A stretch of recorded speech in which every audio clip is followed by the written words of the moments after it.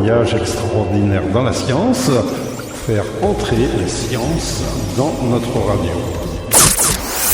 Voyage extraordinaire dans les sciences, une codiffusion Radio Laser et le site web culturel breton unidiver.fr.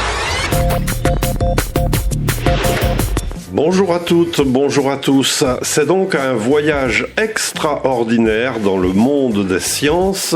Des chercheuses, des chercheurs de tous horizons sont invités pour nous parler de leurs travaux, de leurs recherches, de leurs enseignements, pour nous dévoiler leur motivation, leur cheminement, les rencontres qui les ont fait avancer. Et tout cela avec la volonté de transmettre aux jeunes, aussi bien filles que garçons, de leur transmettre donc leur passion afin de susciter chez eux le désir de s'engager sur ces voies.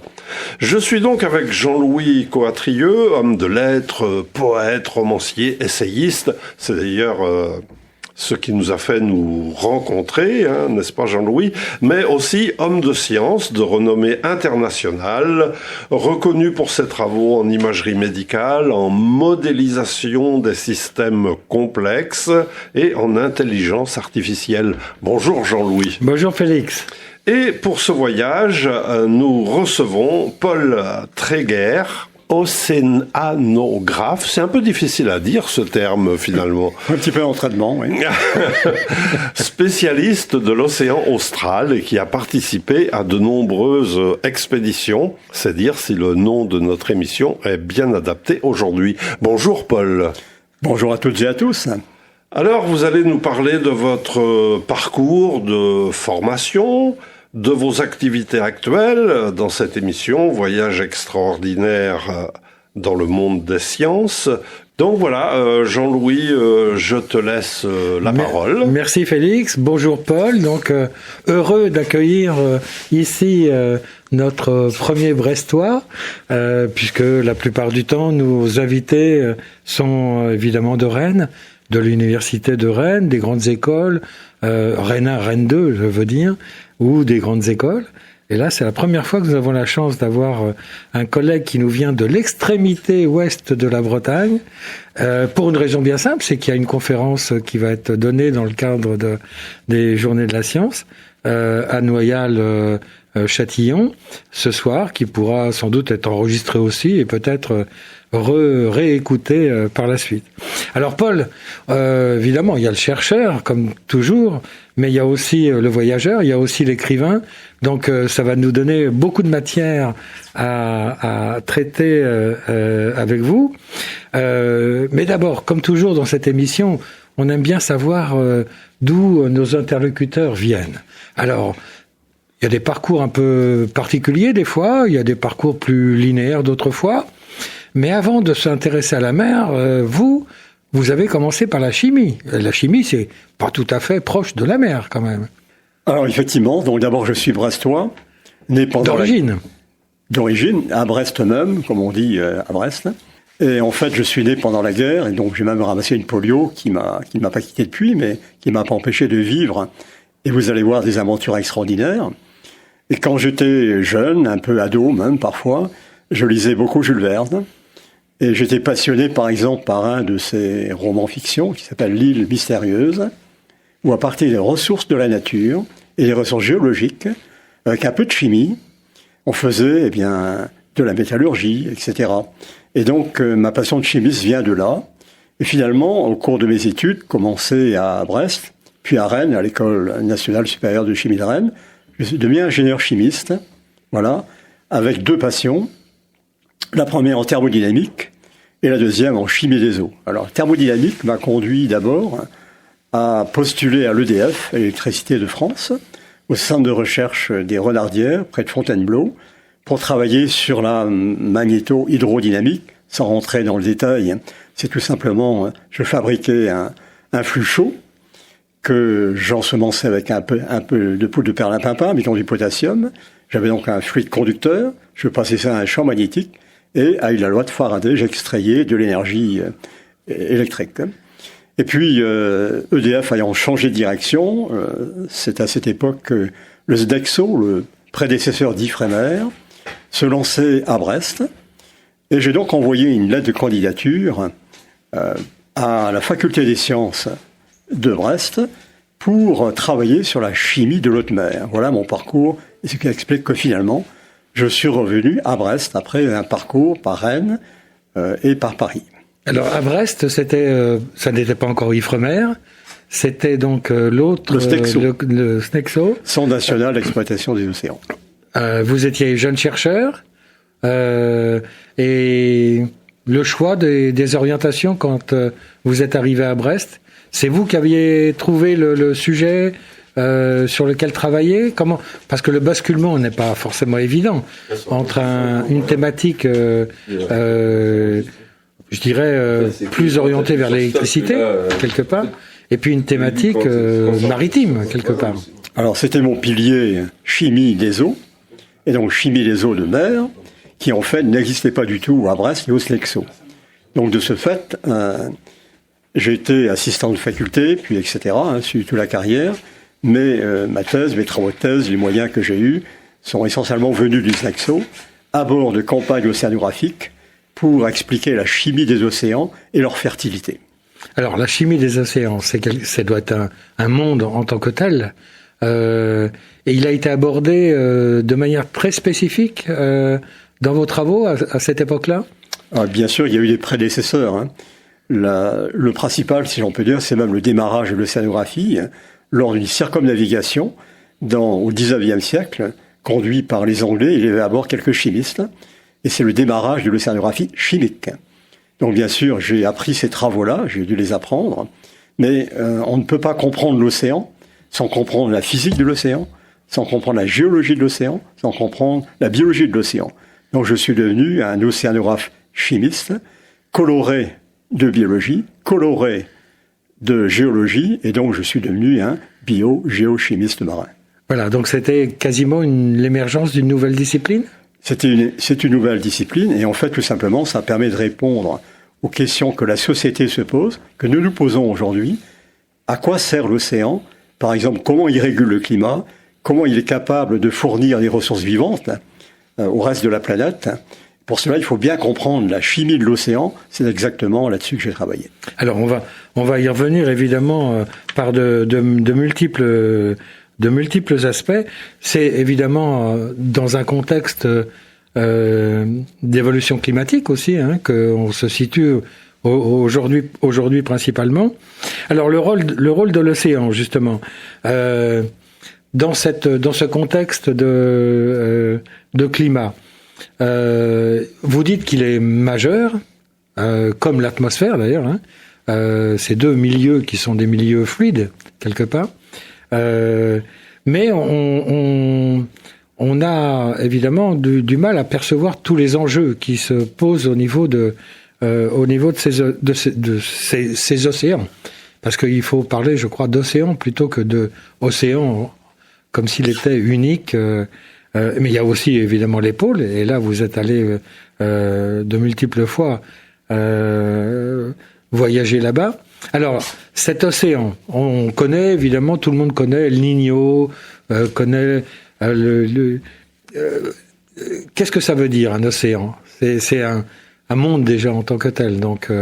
Alors, si nous étions à bord d'un satellite, et je pense que ça vaudrait le coup si on y arrivait, ça ne devrait pas être réservé à quelques privilégiés, nous verrions la Terre. Et ce que nous verrions, en fait, c'est la planète océan. C'est tout à fait unique dans le système solaire, peut-être même dans l'univers, on ne sait pas, mais c'est quelque chose qui est original, c'est-à-dire en fait une planète couverte d'eau à 70,8%, 71%, c'est le chiffre qu'il faut retenir. Donc du fait que cette eau existe, elle va réguler les flux de gaz, elle va réguler les flux de dioxygène, elle va réguler les flux de CO2, et donc finalement, elle va jouer un rôle central à la fois dans l'équilibre thermique et dans la vie.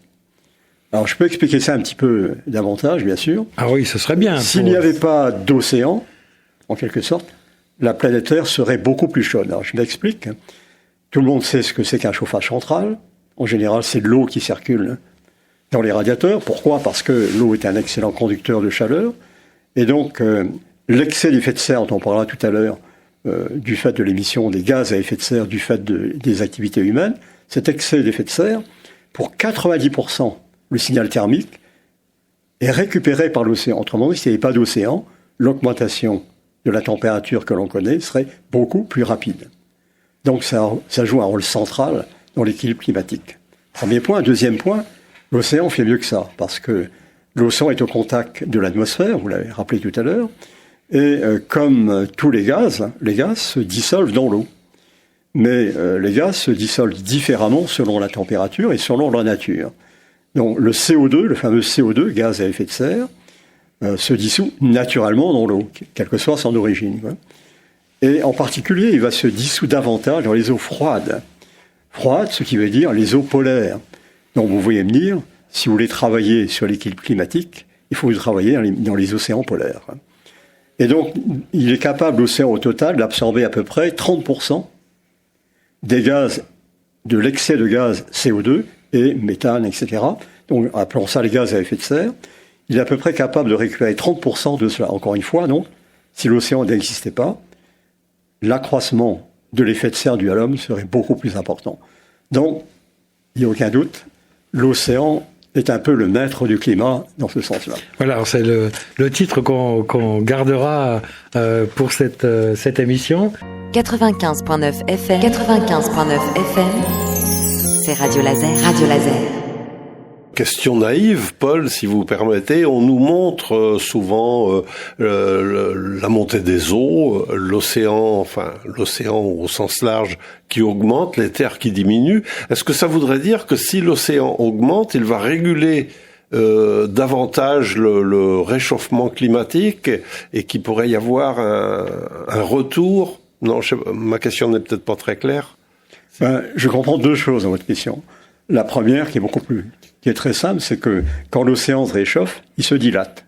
Donc, la mer monte. La mer monte dans les zones à marée, donc on sait ça, la mer aussi descend, mais en moyenne, donc, en quelque sorte, elle monte. Et de ce fait, il y a une submersion possible de tous les rivages, à la fois due à cette dilatation donc thermique de l'océan, mais aussi du fait que les glaciers fondent. Oui. Éventuellement, les glaciers énormes que sont le Groenland et l'Antarctique sont en train de fondre aussi. Donc ceci se rajoutant à cela, la montée du niveau des eaux à la fin de ce siècle aussi, probablement sera même de plus d'1 mètre. Alors on peut, si nous avions une carte, on pourrait montrer ce que cela signifie, et on a envie de dire, oh ça intéresse les Hollandais, ça intéresse éventuellement une partie des Grands-Bretons, les gens qui habitent l'Angleterre. Voilà. Sauf que quand on regarde dans le détail, eh bien, toutes les communes littorales ici sont impactées directement. Juste un exemple, si vous permettez. Le port de Brest. D'accord ? Le port de Brest, quand vous promenez sur le quai, quand vous êtes en pleine mer de Vivo, le niveau le plus élevé, et que vous avez un vent de suroît, de sud-ouest, vous avez la mer qui parvient sur le quai. Rajoutez 1 mètre de plus à cela. Vous voyez un peu le problème ? Donc, immédiatement, il faut anticiper sur cette évolution. Alors, le Conseil régional commence à le faire maintenant. Il a mis du temps à réagir à cela. Mais donc, les communes, bien sûr, littorales qui sont affectées par l'érosion sont directement concernées. Donc, c'est absolument essentiel. La deuxième partie de la question est peut-être un peu moins claire, c'est-à-dire que est-ce que l'océan lui-même va être impacté par le réchauffement ? Et la réponse est oui. Je vais juste prendre un exemple. Vous imaginez que quand l'océan se réchauffe partout, eh bien, là où mes eaux sont froides, celles dont je parlais tout à l'heure, les eaux polaires, elles se réchauffent aussi. Et ça a des conséquences sur la circulation. Je vais prendre un exemple. Je vais parler du fameux Gulf Stream, dont on dit, quand vous visitez l'Office du tourisme à Roscoff, ou n'importe où, ou ailleurs, vous dites qu'il y a une petite branche du Gulf Stream qui se trimballe par là et qui explique la douceur du climat. C'est faux au sens propre du terme. C'est vrai au sens général, mais c'est faux, bien sûr. Il n'y a pas de branche du Gulf Stream qui passe là. En fait, le fameux Gulf Stream longe les côtes de la Floride, des États-Unis, se prolonge jusqu'en Norvège, jusqu'au Lofoten, par exemple. Ce qui fait que vous pouvez vous baigner au Lofoten, qui est très nord en latitude, cercle polaire arctique, ok ? Eh bien, vous pouvez vous baigner à 14 degrés. Génial, hein ? Un Breton peut se baigner à 14 degrés, c'est pas trop froid pour lui. Et donc, cette circulation-là, comment elle est faite ? Eh bien, quelque part dans le nord, au large du Groenland, de la Norvège, du Labrador, les eaux sont froides et donc elles plongent. Les eaux froides sont lourdes, elles plongent. Et cette plongée d'eau tire un courant en surface, et ce tirement du courant va très loin, puisqu'il influence jusqu'à la Floride. Et donc, si vous mettez de l'eau chaude par-dessus, sur cette eau froide, qu'est-ce qui arrivera? Eh bien, ça plongera plus, puisque la densité de l'eau sera évidemment inférieure. Ouais. Donc, vous voyez qu'on peut modifier la circulation si le réchauffement est trop intense. Il y a donc un risque que le fameux Gulf Stream se ralentisse, avec les conséquences alors sur l'ensemble de l'Europe de l'Ouest, dont nous sommes, y compris à Rennes ici. Vous dites qu'il y a des zones quand même qui sont plus absorbantes, je dirais, de CO2 que d'autres, et en l'occurrence l'Atlantique Nord. L'océan austral aussi, mais l'Atlantique Nord. Et pourquoi on observe ces phénomènes? C'est aussi à cause de ces courants profonds de surface que... et pourquoi cela? Pourquoi pas le Pacifique, par exemple? Alors, excellente question, effectivement. Donc, je vais essayer d'être court parce que ça m'entraînerait trop loin, mais pour être bref, c'est-à-dire que au large de la Norvège, au large du Groenland, au large du Labrador, d'accord, vous avez donc des eaux froides qui correspondent à l'équilibre thermique de ces latitudes-là. Donc, ces eaux froides vont effectivement plonger et comme elles absorbent le CO2, elles vont transporter ce CO2 jusqu'au fond de l'océan. Donc, ce sont des absorbeurs naturel, le fameux gaz carbonique. D'accord? Alors, la même chose se produit dans l'Antarctique. Par exemple, au sud du Cap Horn, chacun sait où est le Cap Horn. Eh bien, au sud du Cap Horn, vous avez une grande échancrure qui s'appelle la mer de Weddell, d'accord? Où il y a plein d'histoires extraordinaires, des voyages extraordinaires, donc on évoquera tout à l'heure. Eh bien, c'est le même phénomène, vous avez une plongée d'eau qui entraîne aussi avec lui du CO2. Bien sûr, si le CO2 plonge quelque part, il remonte ailleurs. Et il remonte, bien sûr, quand les courants profonds remontent, par exemple à l'équateur, notamment dans le Pacifique. Hein. Voilà, donc en fait, on voit que la circulation de l'océan impacte directement la composition de l'atmosphère et le climat. 95.9 FM, c'est Radio Laser. Alors, vos travaux, dans ce grand espace que vous venez de nous décrire, vos travaux ont porté sur quelle partie de ce monde-là? Alors, quand je suis arrivé à Brest, après m'être formé, par conséquent, à l'océanographie en général, mon sujet de recherche concernait les zones de l'océan qui sont fertiles. Alors, je vous explique, j'ai travaillé au large du Maroc et de la Mauritanie, et vous avez tous entendu parler des fameux vents alizés, oui, qui vous transportent, bien sûr, qui ont poussé Christophe Colomb pour aller jusque dans la mer Caraïbe, par exemple. Mais ces vents-là soufflent le long, par exemple, de la côte marocaine. Et je passe un peu sur les détails, mais la physique vous dit que dans ce cas-là, eh bien, elles vont générer un courant de surface qui va être non pas le long de la côte, mais à votre droite, dans l'hémisphère nord. Hein. C'est ce qu'on appelle la force de Coriolis. Hein. Et de ce fait, vous créez une différence de pression, un trou sur la mer, qui est immédiatement compensé par l'eau qui remonte. Et les eaux qui remontent sont riches en matière nutritive. Qui dit riche en matière nutritive dit riche en plancton, riche en poissons, bien sûr. Donc voilà la raison des zones de pêche. Et c'est le cas au large du Maroc, de la Mauritanie, au large du Pérou, au large de la Californie, au large de l'Afrique du Sud, etc. Vous voyez ? Donc j'ai travaillé sur ces zones-là. Et puis, au fur et à mesure de me spécialiser, eh bien, j'étais reconnu en quelque sorte, et j'étais invité à travailler sur la zone de l'océan où remonte le plus grand courant vertical, c'est l'Antarctique. La divergence antarctique. Donc très au sud, vers 60 degrés sud. Voilà ce qui m'a amené finalement. Et là, je me suis aperçu que les petits organismes qui absorbaient principalement le CO2, c'est merveilleux à voir, il faudrait que nous ayons ici un microscope. Hein. Ce sont des petites microalgues avec des découpages de verre, c'est du verre organique. Ça s'appelle les diatomées dans mon jargon. Ah oui. Et elles pompent le CO2. Par exemple, en ce moment, j'inspire, vous aussi, 25% de l'oxygène que vous inspirez a été produite par mes algues favorites. Vous voyez donc leur importance au niveau global. Quoi. Et donc, je me suis spécialisé dans ce cycle, donc de la silice en quelque sorte, et nous avons monté à Brest, au niveau international, des groupes de recherche. Ça continue toujours d'ailleurs. J'ai même monté une école de silice au niveau international. Et voilà, donc c'est mon grand plaisir de continuer cette action, bien qu'étant après mon activité officielle de chercheur, enseignant-chercheur, je suis toujours à la retraite, mais je continue cette Vous recherche. êtes en éméritat, là. Voilà, ce qu'on appelle en éméritat. Le lien avec le CO2. Quoi. Voilà, et donc le pôle, le pôle en question, il est familier pour vous. Vous êtes allé combien de fois? Oh, j'ai fait 8 campagnes dans l'océan Antarctique, en quelque sorte. Quoi. Alors, je suis allé aussi une fois dans l'Arctique, mais je connais mieux l'Antarctique en quelque chose, quoi.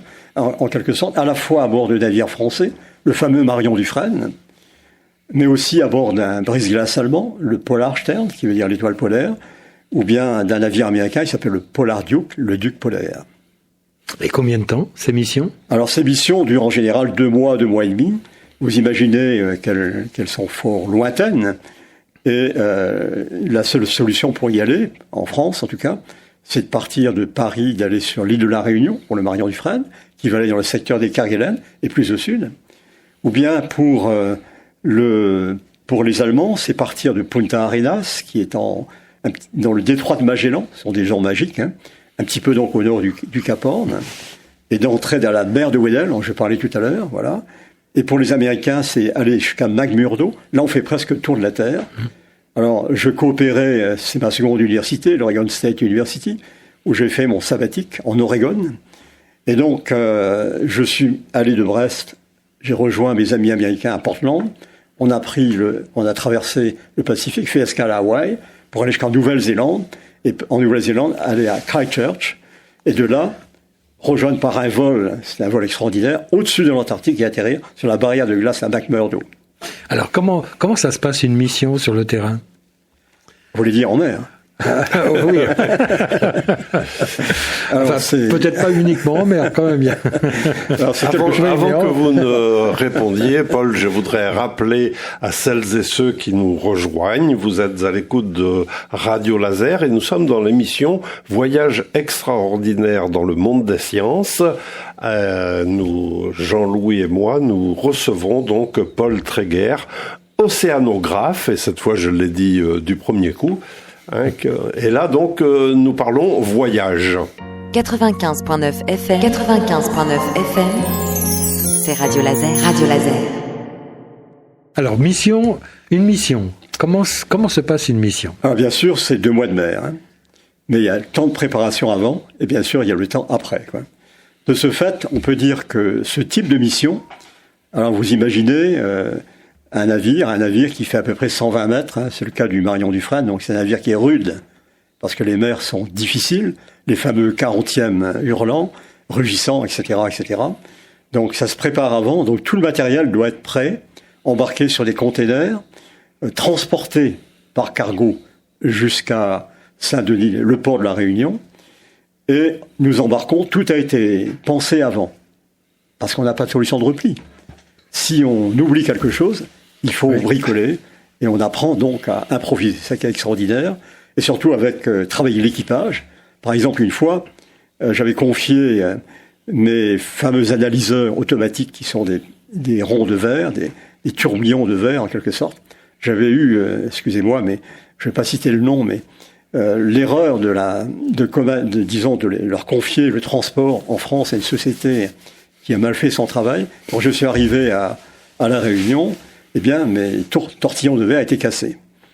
Eh bien, à l'école de chimie de Rennes, j'avais appris à souder le verre. Et ça m'a sauvé.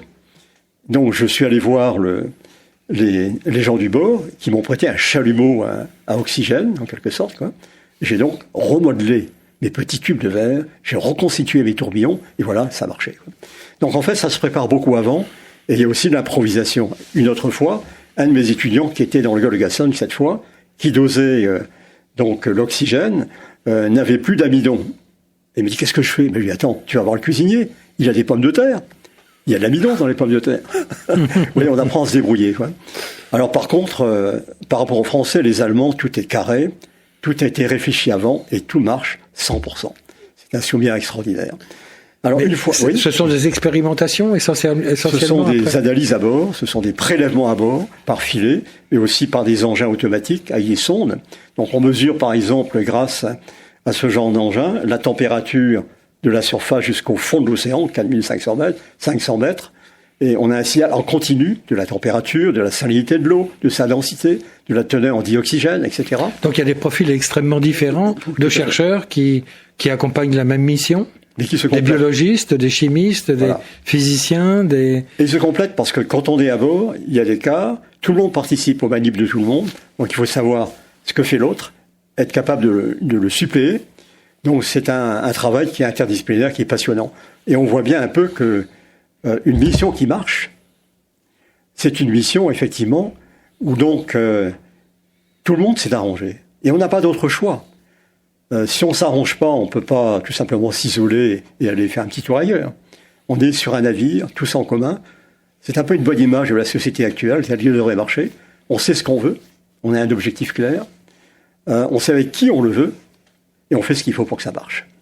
Alors, je suppose qu'il faut des budgets, je suppose qu'il faut des moyens, peut-être mis en commun aussi par la communauté internationale, peut-être pour faciliter justement ces explorations et ces découvertes. Alors, d'où vient le financement ? Il y a encore plein de choses à découvrir, je suppose. Tout à fait. Alors, d'où vient le financement ? Bien sûr, il vient des moyens nationaux. CNRS, pour les universités, on voit beaucoup de sous, hein, chacun sait ça. CNRS, autre budget. Au niveau national, enfin, l'Agence nationale de la recherche, par exemple, bien sûr, hein, mais aussi au niveau européen. Et bien sûr, on est tous habitués à soumettre ce qu'on appelle les proposals. Et quand ils sont retenus, évidemment, ça nous alimente, hein, à la fois donc les ressources pour les expériences, mais aussi pour recruter des personnels pendant un temps temporaire, par exemple. Et donc, au niveau international, la règle aussi est qu'il peut y avoir des aides réciproques, mais c'est un échange. On appelle ça dans le jargon un win-win, c'est-à-dire que c'est un gagnant-gagnant. Donc les missions sont en fait avec des chercheurs qui viennent de tous les horizons, Totalement. non seulement disciplinaires, mais de toute nation. Totalement, parce qu'aucune nation actuellement, fût-il aussi puissante que les États-Unis, en matière d'océanographie, n'a toutes les compétences nécessaires pour traiter un sujet, un grand sujet, compte tenu des moyens engagés. Et alors, comment vous voyez, sur cette question précise, hein, le futur, c'est-à-dire il va y avoir encore énormément de missions qui vont se faire, parce qu'il y a encore énormément à apprendre, où un jour on va se dire, bon, on a fait le tour du pôle de l'Antarctique, et donc il n'y a plus de raison de retourner là-bas. Alors, comment vous voyez ces choses-là ? J'ai vécu, j'ai eu une chance extraordinaire, ce qui est de voir l'évolution des questions scientifiques et des méthodes pour les résoudre. Quoi. Au départ, j'avais donc des moyens rudimentaires, des bouteilles de prélèvement, des carottes de sédiments. Et puis maintenant, on a donc créé des systèmes automatiques, des sondes physiques ou électrochimiques. Et donc, on est capable de faire des mesures sur place, bien qu'une partie échantillon soit toujours dosée au laboratoire. Et puis ensuite, au niveau de la biologie, grâce aux techniques de génomique en particulier, on est capable d'identifier au moins les groupes, je ne vais pas parler du terme trop technique, hein, les groupes d'espèces, pour voir si, par exemple, ces groupes-là jouent un rôle dans le cycle du carbone et du fameux CO2. Et puis, on a les satellites qui nous permettent d'avoir la couleur de l'océan. La couleur de l'océan, c'est la productivité de l'eau, la teneur, la température de l'océan, éventuellement la teneur en certains éléments. Et puis, on a aussi maintenant les sondes ce qu'on appelle ça des gliders, que l'on jette à l'eau, si je peux dire, qui vont, depuis la surface, descendre automatiquement jusqu'à 2-3 000 mètres. Changement de densité, ils remontent à la surface, leurs données sont lancées dans un satellite, et je les reçois directement à mon bureau. Donc on a des moyens qui sont extraordinaires. De ce fait, on est dans la gestion des big data, comme on appelle ça, et en utilisant l'intelligence artificielle, on est exactement dans cette période-là. Je viens d'animer, comme je vous le disais tout à l'heure, un colloque Chine-Europe sur ces thèmes-là, et on voit qu'effectivement, la Chine, par exemple, a fait des progrès énormes dans le domaine de l'océanographie. Alors, donc ces missions vont continuer quand même si avec tous ces moyens techniques, il y a moyen de prélever, de communiquer, d'apprendre un certain nombre de choses et de suivre l'évolution de la situation. Mais les missions physiques continueront quand même, les missions de terrain, je dirais, même si c'est du terrain maritime, elles continueront pour vous. Je dirais qu'elle devrait continuer, parce que vous savez que la planète Terre est dans une situation assez compliquée actuellement. Les relations internationales sont devenues très compliquées. Pour l'instant, il y a toujours une coopération au niveau scientifique. Je prends l'exemple de l'espace. Pour la station internationale, pour l'instant, c'est sauvegardé. Bon, hélas, ça va peut-être changer. Mais on voit que tout le monde, les scientifiques, ont intérêt à cette coopération. Donc, pour l'instant, ça marche. Sauf que, bien sûr, les financements deviennent extrêmement difficiles. Et je vais juste prendre un exemple pour montrer un signal d'alerte, en quelque sorte. La France a récemment défini une stratégie polaire pour l'Arctique et pour l'Antarctique. Ça a été publié au mois de juin cette année, et avec une ambition qui est, on peut dire, extraordinaire, dans le bon sens du terme.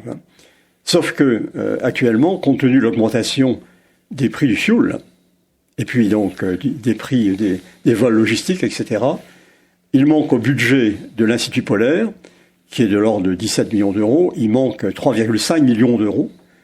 Et il y a donc un amendement qui va être introduit au budget de la nation qui se discute en ce moment pour essayer de couvrir, en quelque sorte, ce déficit. Vous voyez donc que la situation n'est jamais garantie et il faut être vigilant dans chacun des cas.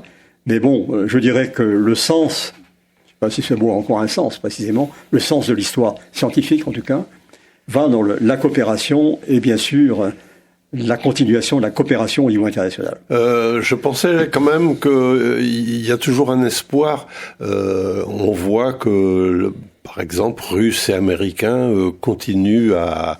Alors vous citiez l'exemple de l'espace où ils continuent à coopérer. Il y a d'autres domaines aussi certainement. Il reste une certaine amitié entre les peuples à travers ces coopérations scientifiques. Alors c'est peut-être un petit peu idéaliste ce que je dis, mais est-ce que c'est un espoir qu'on peut cultiver ? Alors, je dirais que c'est idéaliste, c'est même utopique, mais je dirais celui qui n'a pas d'utopie est mort. Oui. Nous avons tous besoin d'un espoir notamment de coopération, donc je vais naturellement tout à fait dans votre sens. Il faut que ça continue et je pense que c'est bien parti, en tout cas dans les exemples que nous citions, oui, pour les sciences spatiales et pour l'océanographie. 95.9 FM, c'est Radio Laser. Petite parenthèse, on y reviendra encore après, mais l'Antarctique, c'est aussi une inspiration de voyage et littéraire en même temps pour vous. Vous pouvez nous dire quelques mots sur ceux qui ont été les précurseurs quelque part et qui vous ont interpellé et a donné envie d'écrire Eh bien, je vais vous raconter une histoire. Pour participer à bord du Polar Duke à une campagne américaine, je me suis donc trouvé à McMurdo, qui est, alors, si vous regardez un petit peu une carte, c'est au sud de la Nouvelle-Zélande, dans cette grande échancrure qui s'appelle la mer de Ross. D'accord ? Et dans cette mer de Ross, vous avez un immense glacier qui se déverse, la barrière de Ross, et qui est un peu bloqué par l'île de Ross. L'île de Ross, sur laquelle il y a un volcan, le fameux volcan Erebus, qui est en activité, quoi, toujours en activité, dans l'Antarctique. On n'en entend pas parler chez nous, là. Peu, bien qu'il soit en permanence en activité et qui émet donc des fumerolles. Alors, cette fameuse base de McMurdo, que j'ai donc rejoint en atterrissant depuis Christchurch, en Nouvelle-Zélande, sur la barrière de glace, sur un C-130, c'est l'avion des parachutistes, vous voyez un peu comment on est logé là-dedans. Donc on arrive enfin à McMurdo, et puis je devais rejoindre un brise-glace américain qui s'appelle le Polar Duke. Mais la banquise était épaisse, et ce navire n'arrivait pas à passer. Et le Français que j'étais, dans une ville où il y a en été, naturellement, été austral, bien sûr. Donc vous vous rappelez que je suis du côté de l'hémisphère sud, c'est à l'envers par rapport à nous. Donc il y a à peu près 1 millier de personnes à McMurdo. Eh bien, je voyais tourner en rond un énorme brise-glace des gardes-côtes américains. Et le Français a dit, mais pourquoi est-ce qu'on ne prend pas le brise-glace, le gros brise-glace, pour laisser le petit ? Bon, les Américains me regardaient d'un air un peu curieux, puis au bout de 8 jours, ils ont fini par dire, peut-être pas si bête que ça, le Français, on va faire ce qu'il dit. De ce fait, ça m'a permis d'avoir 8 jours extraordinaires là-bas, où je me suis plongé dans les aventures de Robert Scott. En effet, Robert Scott est un des conquérants du pôle Sud, avec Roald Amundsen. Et puis, donc j'ai lu son histoire, je suis allé visiter sa cabane, qui est, on peut dire, religieusement conservée par les Américains, et plus précisément par les Néo-Zélandais, qui ont une base qui n'est pas loin. Et puis j'ai aussi découvert après, en allant à Tokyo une autre fois, à l'Institut polaire de Tokyo, qu'il y avait un compétiteur japonais qui s'appelait Nobu Shirase, dont personne ne connaît l'histoire. Voilà, donc c'est une affaire qui commence bien, ce qui m'a permis effectivement d'écrire le bouquin qui s'appelle après « 3 marins pour un pôle », où j'ai replongé dans l'histoire de ces hommes. Alors, est-ce que vous voulez que je la résume ? Ah ben, en quelques mots, si vous pouvez, en quelques mots, oui. Parce qu'il y a quand même des grandes questions qui nous intéressent encore. Hein, donc, Alors, résumons. Imaginez que vous êtes Roald Amundsen, un Norvégien très sévère, vous voyez, type protestant, là, donc qui rigole pas tous les jours, mais extrêmement compétent dans tout ce qui est conduite des traîneaux à chiens. Vous embarquez sur le Fram. Le Fram, c'est un navire mythique. Le navire utilisé par Fridtjof Nansen pour la tentative de dérive jusqu'au pôle Nord. Et c'est un navire qui a été servi comme modèle après par Jean-Louis Étienne pour faire l'Antarctica, appelé Tara maintenant. Donc un navire dont la coque est ronde, de telle sorte que si elle est prise dans la glace, pop, elle monte en surface et elle n'est pas brisée. Le Fram, le premier navire à diesel moteur, d'accord ? Donc, Roald Amundsen, qui quitte la Norvège, il faut plusieurs mois, vous imaginez, hein, à cette époque. Et donc, vous avez un équipage, 38 hommes, il faut donc prévoir les animations, il y a une bibliothèque à bord, il y avait les chiens à bord, les chiens, dont des femelles qui ont fait des petits, il y a des hommes qui sont tombés amoureux des chiens. Et qu'est-ce qu'on faisait des chiens en excès, vous voyez ? Donc on les bichonnait, on leur donnait à boire du lait, enfin, vous voyez, et même du beurre, dont les hommes se privaient pour être sûr que les petits chiens poussent. Voilà des histoires qu'on ne peut pas imaginer de la part de marins. Hein. Donc, Roald Amundsen. Alors, de l'autre côté, vous avez Robert Scott, qui lui est de l'amirauté britannique, extrêmement sérieux, très hiérarchisé. Les gens de l'équipage n'ont pas le même carré que les officiers, d'accord ? À bord de la Terra Nova, qui est un navire, on peut dire, un peu braque-ballon, qui a été rafistolé pour les besoins de la cause, ce qui n'est pas en l'honneur de nos amis grands-bretons de l'autre côté de la Manche.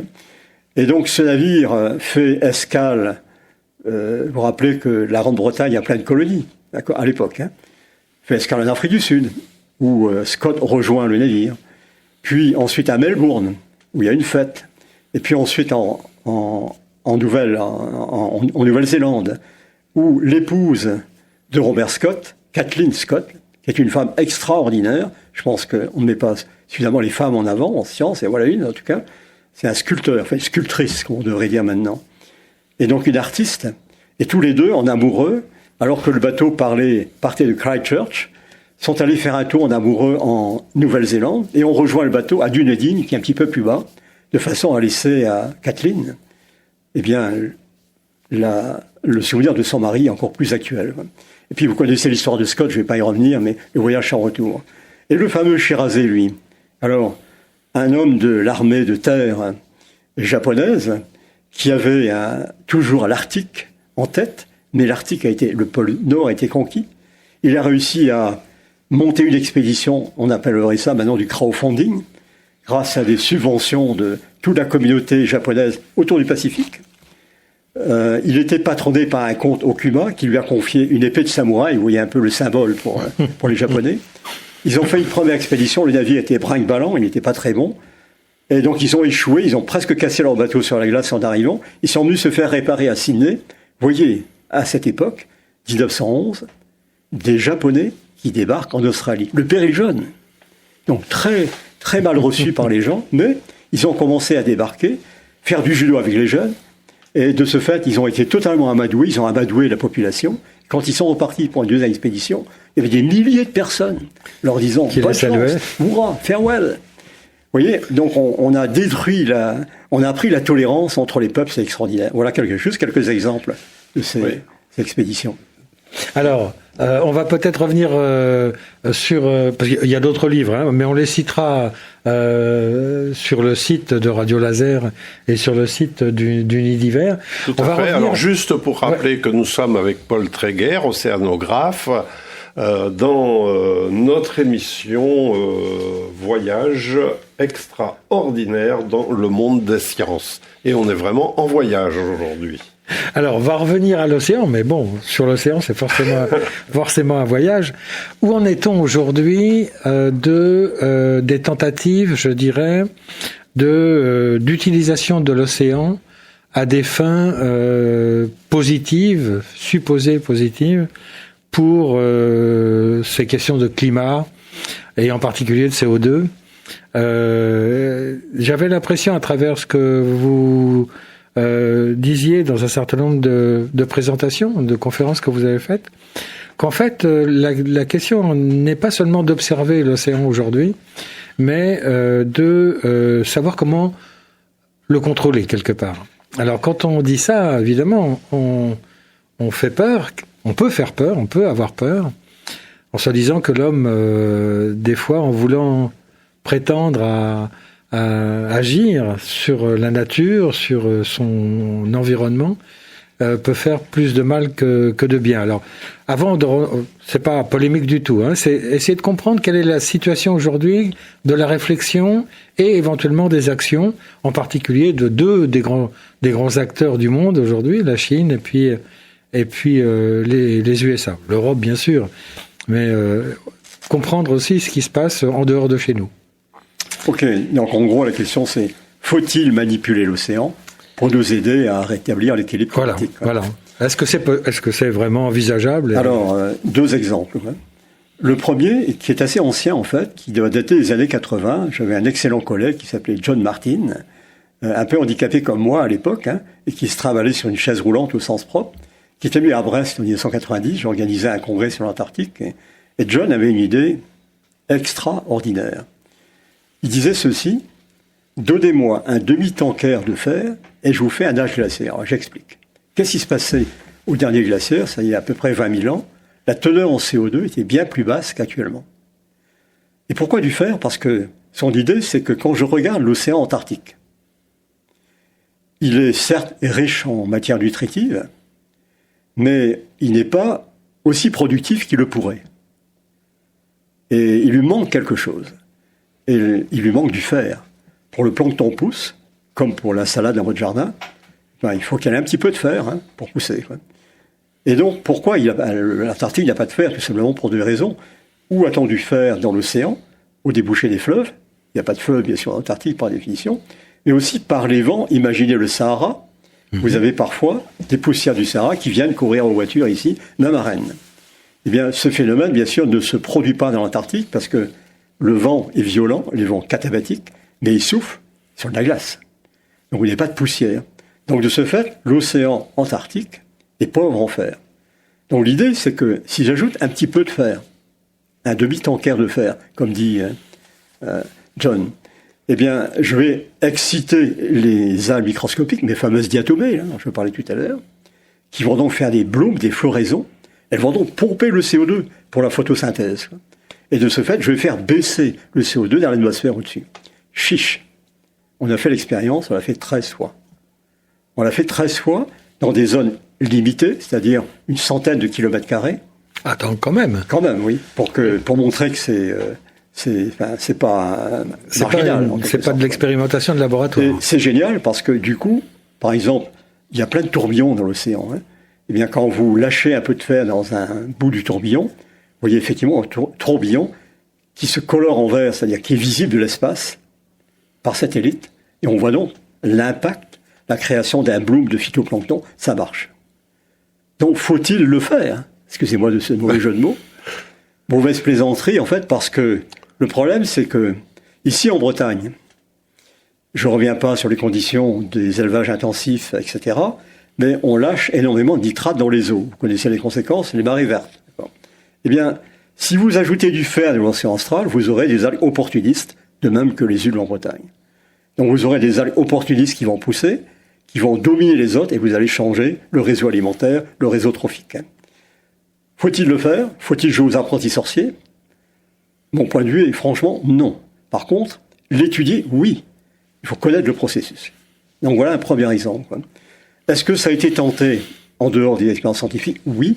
Une société américaine, la société Cosmos, à la requête des Indiens le long de la rivière Columbia, qui se jette dans le Pacifique Nord, pour augmenter la production de saumon. Donc il fallait augmenter la production de phytoplancton. Il y a un déficit en fer aussi là-bas. Ils ont fait cette expérience. Et ça a aussi marché. Mais il y a eu des protestations au niveau international et ça ne s'est pas poursuivi. Mais c'est une question, en quelque sorte. Donc voilà. Alors, premier exemple. Deuxième exemple, on peut utiliser l'océan pour produire de l'énergie. Il n'y a rien d'original à ça. Oui. Les éoliennes en mer, d'accord ? Les hydroliennes en mer. Et il faut le faire. Dans un passé récent, comme on l'a dit tout à l'heure, j'ai eu l'expérience de l'EDF, hein, et donc je me souviens de cette compétence acquise, et j'ai toujours été passionné par le suivi de ces expériences, et donc j'encourage très fortement le champ d'éoliennes en baie de Saint-Brieuc, bien sûr celui qui est au large de l'Atlantique, la côte sud, et les autres projets qui sont en route actuellement. C'est un aspect positif. Ouais. Alors, faut-il aller au-delà ? Oui, justement, est-ce que et changer d'échelle aussi. Alors, faut-il aller au-delà ? Donc, on va prendre un troisième exemple de ce fait. La Chine, actuellement, est en train de mener des expériences au large de Shanghai, d'accord, en créant des résurgences au large. C'est-à-dire qu'on va, avec des pompes, je passe sur les dispositifs, quoi, faire remonter de l'eau profonde en surface, et vous allez donc créer une oasis d'eau froide en surface, parce que l'océan profond est froid, mais riche en matière nutritive. Vous allez faire deux choses. Puisque l'eau est froide, le CO2 va se dissoudre. Donc vous allez tirer du CO2 de l'atmosphère. Et puis comme cette eau est riche en matière nutritive, vous allez faire un bloom de phytoplancton, je ne reviens pas sur ce que j'ai dit tout à l'heure, d'accord ? Et donc vous allez aussi pomper du CO2 par voie biologique. Faut-il le faire ? Sauf que, on est exactement dans le même cas que l'expérience de fertilisation par le fer dont je parlais tout à l'heure, on ne contrôle pas la suite, quoi. Alors, mon point de vue là-dessus, c'est que mener l'expérience, certainement, étudier les mécanismes, certainement. Faut-il aller dans ce sens ? Ma réponse est non. D'accord. Et côté États-Unis, il y a aussi des exemples de tentatives, peut-être pas du même genre, mais qui vont dans le même sens ? Alors, je vais donner un autre exemple pour les États-Unis, reprendre un peu mon point de vue de thermodynamicien, enfin ex-thermodynamicien, qui est que le fameux CO2 là, qui est extrait des gisements souterrains, cette fois, d'accord ? Ce fameux CO2-là, eh bien, quand on extrait les hydrocarbures, on extrait aussi un peu de CO2. Quoi. Alors, ce que font actuellement les Norvégiens, au large dans les champs qui s'appellent Sleipner, au large de la Norvège, quoi, au lieu de le renvoyer dans l'air, ils le réinjectent dans les gisements souterrains, sous sédiments en quelque sorte, quoi. Pas dans l'eau de mer, ok. Et ça, c'est une façon intelligente de le faire. Il le restocke d'où il vient. Et il ne s'échappera pas. Ça, c'est une façon intelligente de le faire. Et il ne s'échappera pas pour des raisons... Parce que les sédiments, bien sûr, donc, sont étanches, dans la mesure où, si on l'avait extrait, on avait dû exercer une force, et donc utiliser l'énergie, et de façon naturelle, il a tendance à se stocker d'où il vient, en quelque sorte. Ça, c'est une voie intelligente. Quoi. Alors, je vais revenir sur les USA pour un autre exemple, qui est intéressant aussi, c'est que au Texas, qui n'est pas un pays très, je dirais, un État très pro-transition énergétique ou écologique, hein, j'en passe. On a donc on extrait du CO2 en même temps qu'on extrait du gaz, du méthane. Quoi. Au lieu de le renvoyer dans l'air, on l'extrait et on fait tourner avec une centrale, un peu comme une centrale thermique. Quoi. Une centrale thermique classique qui est, vous avez une source de combustion qui vous crée de la vapeur d'eau, je passe sur les détails, et c'est la vapeur d'eau qui fait tourner la turbine qui vous crée de l'électricité. Ok ? Vous suivez, hein ? Eh bien, on peut faire ça, je vais passer sur les détails, avec du CO2 dans des conditions supercritiques, et vous faites tourner votre turbine avec du CO2 dans des conditions supercritiques, vous avez un rendement qui est 2 fois meilleur que dans les centrales classiques. Ils le font, c'est une centrale qui fait actuellement 500 mégawatts, je rappelle qu'une centrale nucléaire classique c'est 1200, hein, à peu près. C'est un truc qui marche et qui est rentable. Donc vous voyez qu'on a plein d'idées actuellement, plein d'idées innovantes, si l'on veut bien se préoccuper du problème. 95.9 FM, 95.9 FM, c'est Radio Laser, Radio Laser. Alors je ne vais pas vous provoquer pour vous dire, est-ce qu'il y a un petit exemple, soit en France, soit en Europe, d'innovation en gestation ? Alors je prendrai toujours positivement la question. J'ai la chance d'avoir travaillé avec le pôle de compétitivité mer Bretagne-Atlantique, et donc avec les entreprises. Et depuis déjà plus d'une décennie, les entreprises, dans leur process de production, se préoccupent d'économiser l'énergie. Je vais juste prendre un exemple pour les compagnies de transport.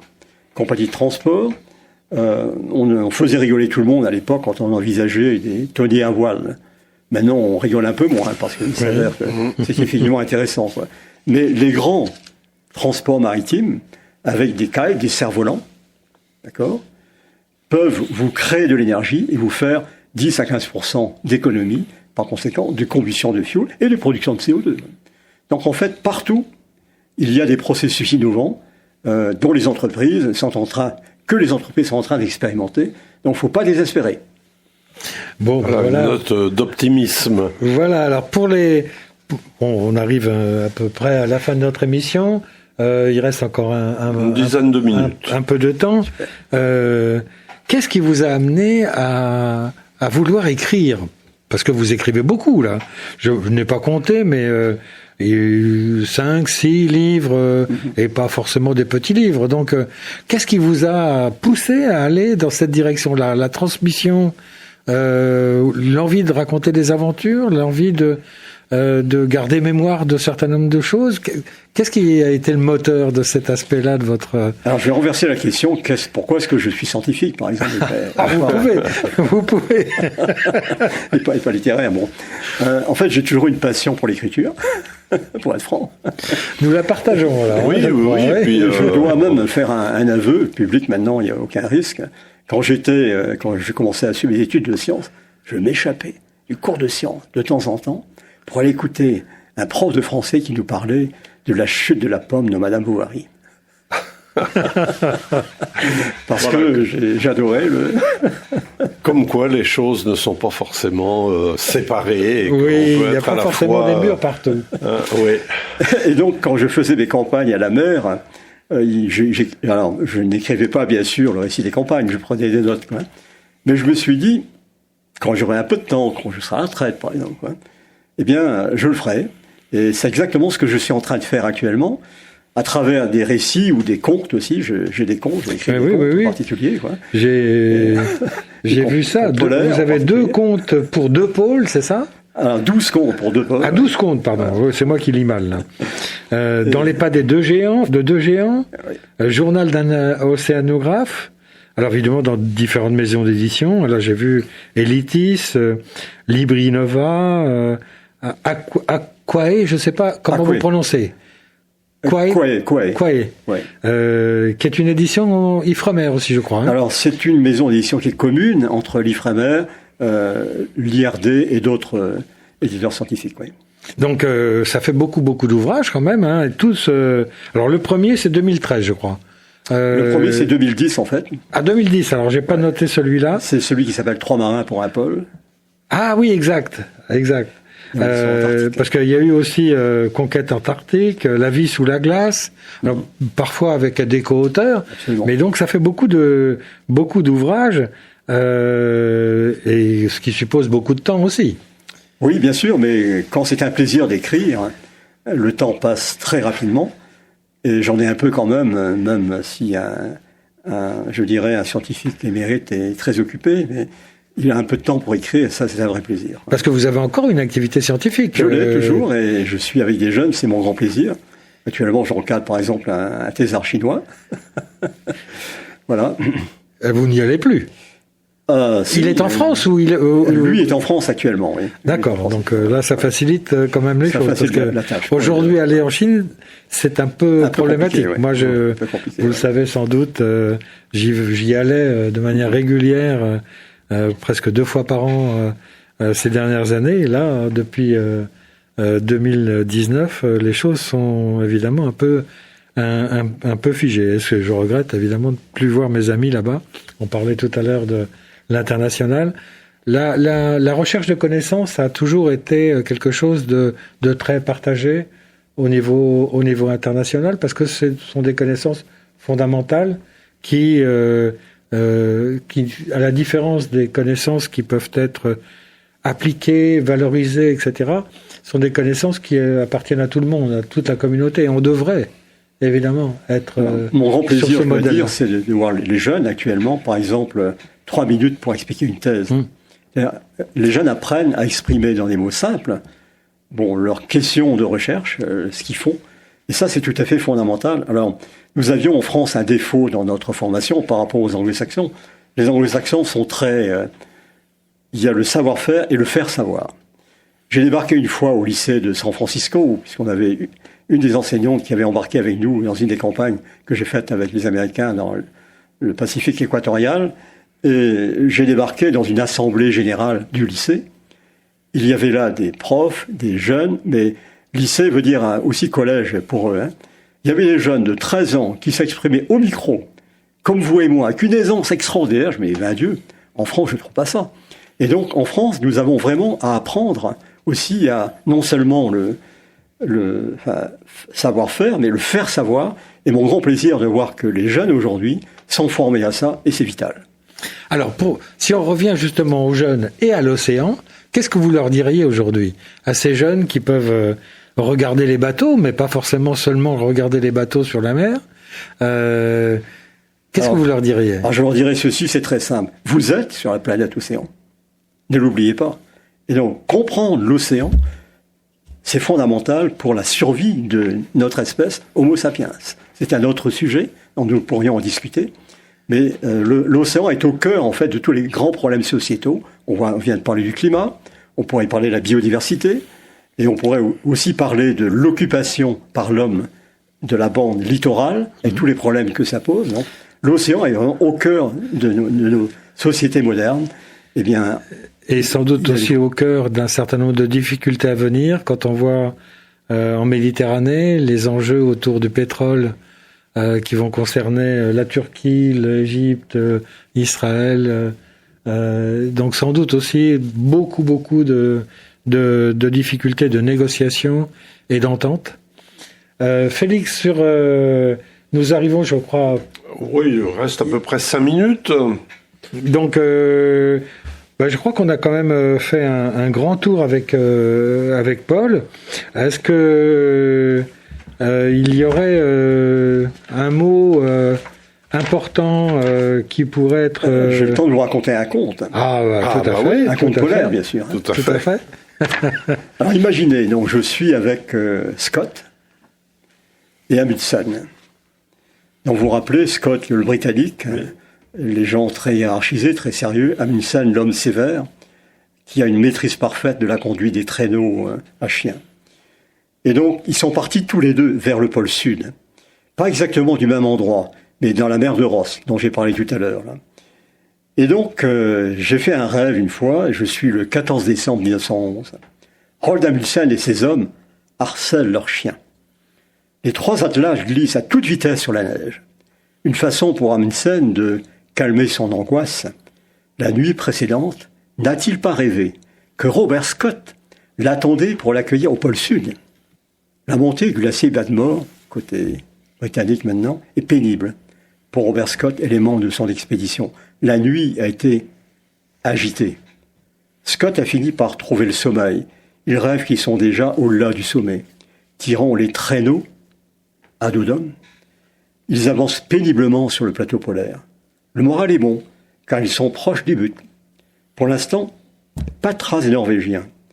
Malgré toutes les difficultés éprouvées par l'expédition sur la calotte glaciaire, puis pendant l'ascension du fameux glacier Badmore, ils s'en sont bien sortis. Le pôle est en vue. Très au loin, en arrière, sur leur gauche, l'horizon semble se brouiller d'un halo en mouvement. Bowers réagit le premier. « Les Norvégiens !»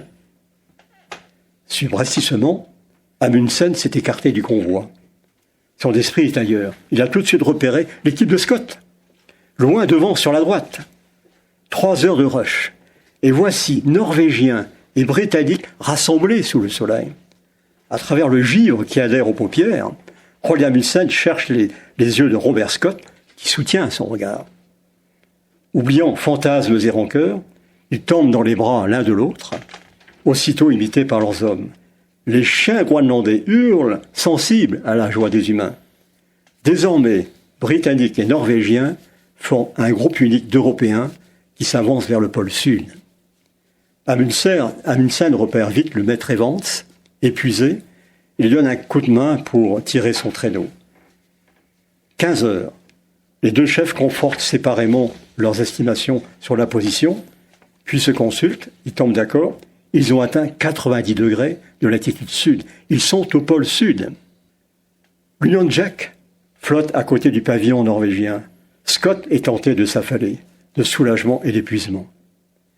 Il reprend vie le dessus et se relève pour se positionner à côté d'Amundsen pour une photographie unique. 10 hommes y célèbrent, avant l'heure, l'unité d'une Europe qui a vaincu le pôle austral, à défaut d'avoir remporté la compétition au pôle boréal. En témoignage de cette unité, 2 tentes conjointes sont dressées. Des messages au roi Haakon VII et George V, avec un bref récit des 2 expéditions. Roald Amundsen se redresse sur ses skis et sort brusquement d'un long moment d'absence. Il est furieux d'avoir laissé son subconscient errer si librement. N'était-il pas en train d'imaginer qu'une base scientifique Amundsen-Scott serait bientôt bâtie au pôle Sud ? Il amorce une longue trajectoire et, se rapprochant des attelages, lance à ses hommes « Fram », ce qui veut dire « en avant ». Avant ce soir, nous serons au pôle Sud et nous serons les premiers. Loin de là, Robert Scott s'étire sous la tente. Ce n'est pas le moment de mollir. Il faut réunir toutes les énergies pour atteindre le sommet du glacier Budmore. Il y a encore du chemin à faire avant d'atteindre le pôle. La chance aidant, il y sera avant Amundsen. 95.9 FM. 95.9 FM. C'est Radio Laser. Radio Laser. Voilà un beau conte qui peut donner envie à nos auditeurs, Félix, de lire les livres de Paul Tréguer. On a donné les maisons d'édition tout à l'heure. Elles seront aussi sur le site. Bien sûr, bien sûr. Donc, je crois qu'on va vous dire un grand merci pour ce moment de passion, en fait. Hein. Oui, absolument. Merci Paul, merci Jean-Louis, merci à vous toutes et à vous tous qui nous avez écoutés. C'était donc Voyage extraordinaire dans le monde des sciences avec notre invité aujourd'hui, Paul Tréguer. À une prochaine fois, Jean-Louis. À bientôt, et puis à bientôt dans les communications avec Paul. Hein. Merci à vous. Merci.